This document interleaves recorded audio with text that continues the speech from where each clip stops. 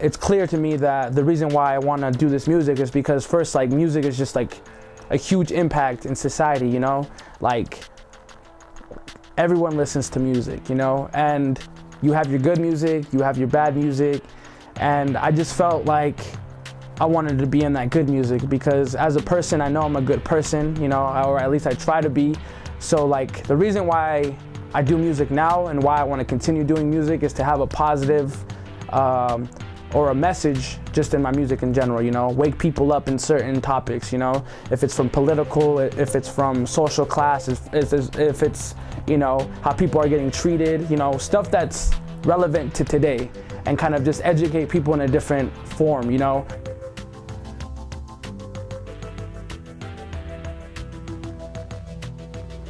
I grew up in Salt Lake City, Midvale, Sandy area to be exact. My family's from Jalisco, Mexico.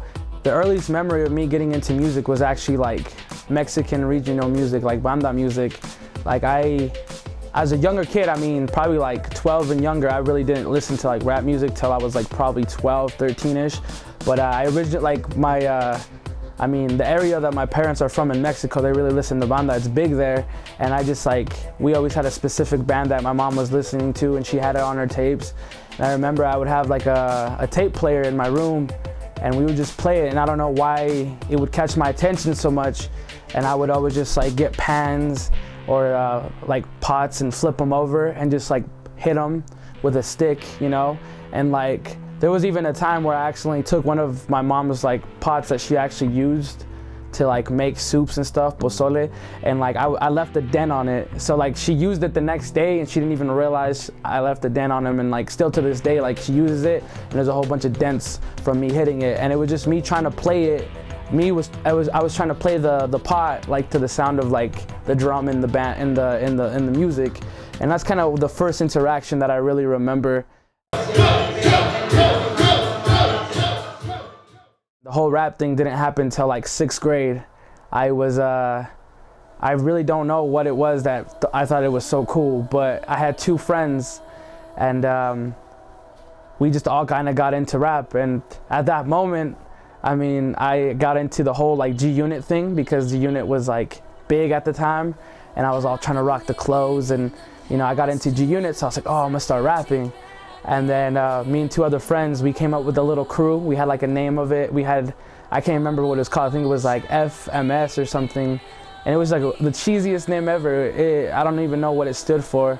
And like we all came up with names, and like we would go on Word document and like make our names look all cool, print them out, and then I would put them all over my room. And in that time when I first started doing that, I didn't even rap. Like I was like, oh, let's get our names ready, you know?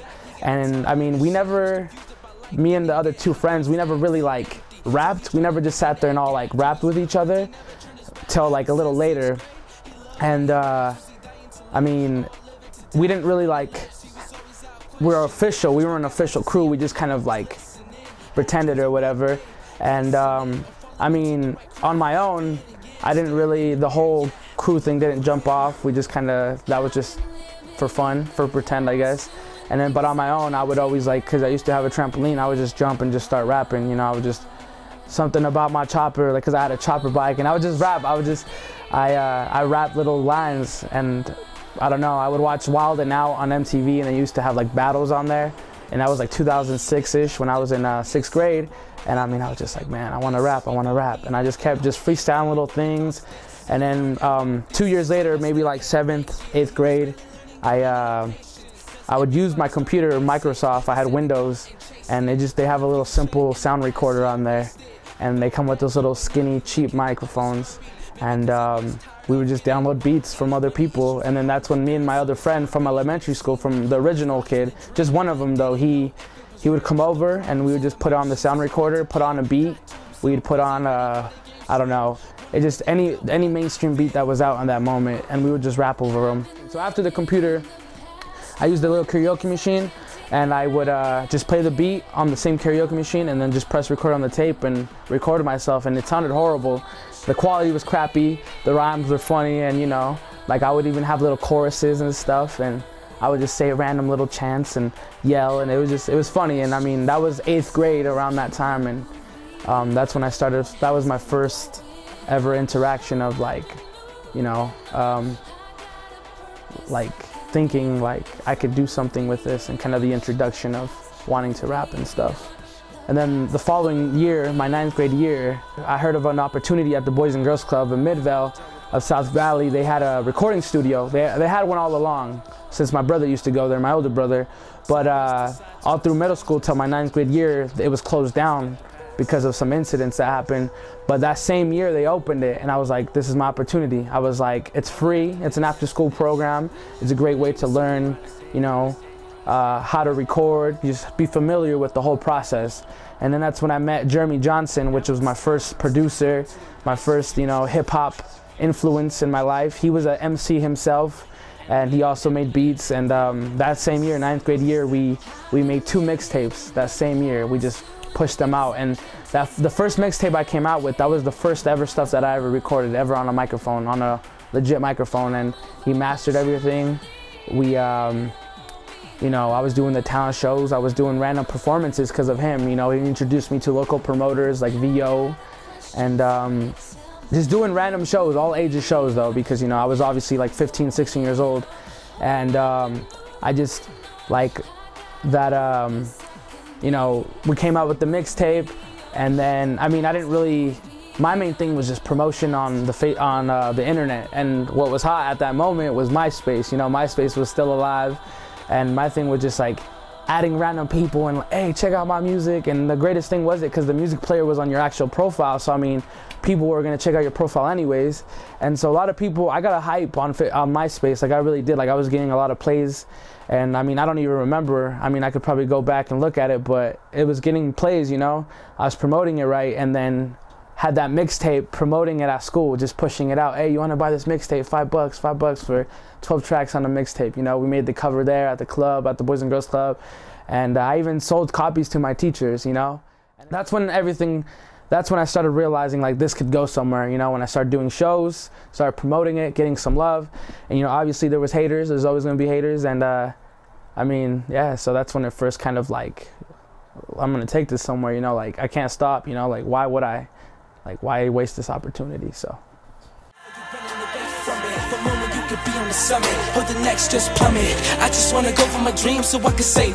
Originally, my name was Speedy G, and I just feel like Santo Guzman has become this new person that I am, and kind of like becoming who I am now, to, you know, becoming more mature and realizing like who I want to be and what I believe in.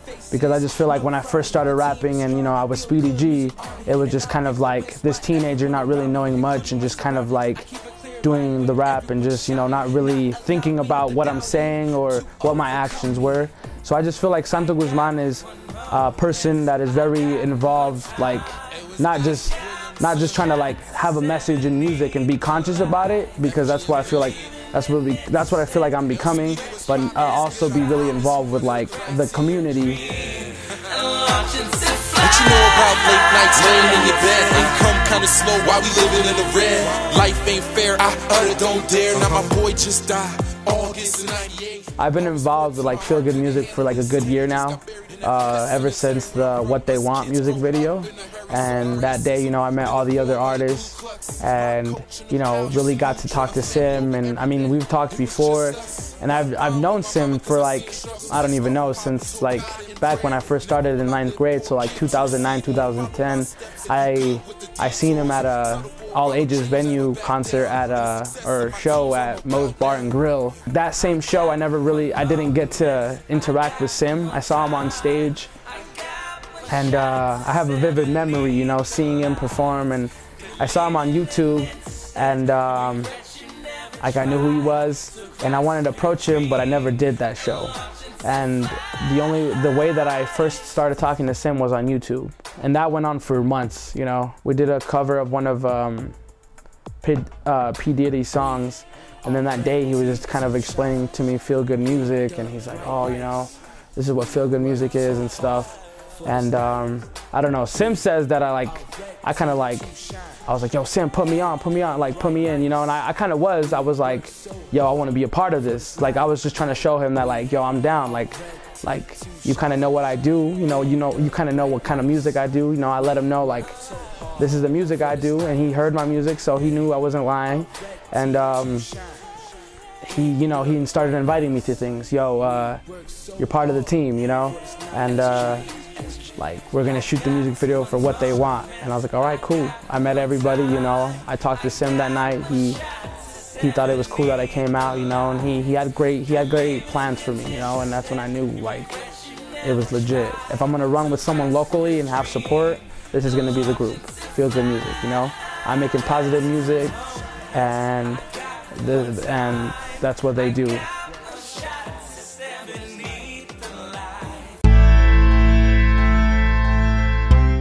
I just feel like music is the best way to reach the people. It's the best way to,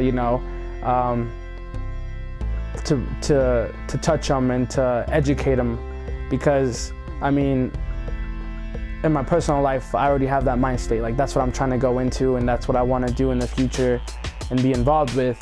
And I mean, either way, I just feel like if it doesn't ever go anywhere big, the most important thing is, like, whoever is listening and whoever is there is getting educated, and just kind of opening up their mind and kind of just, like, being more aware of whatever I'm speaking about, and just kind of, I feel like it's worth it, I mean, throughout the 4 years that I've been doing it, or, throughout the time that I've been doing it, I always thought, like, I only have one life to live. Like, why not just go for it? You know what I mean? Why not just, like, try and have fun, learn and just develop? Like, why not? There's been times where, like, I could have stopped, I could have been like, yo, I'm done. But I did it because it's like, I want to get better. And then it came, and then not just I wanted to get better, but I want to talk about something. And then that motivation just told me, like, I just want to still have a message, I know it's going to be worth it. And I think I just feel like it's going to be something that's going to be there in my life. Even if I'm not, still rapping when I'm 40 or 50 or whatever, like, I'm still going to have some sort of impact on the hip hop community, or just the community in general, still educating people in a way and associating with hip hop, because hip hop is, it's bigger than people think, it's more than music. It's a culture, and yeah, I still want to be a part of that, and feel like it's worth it to go through all that, so.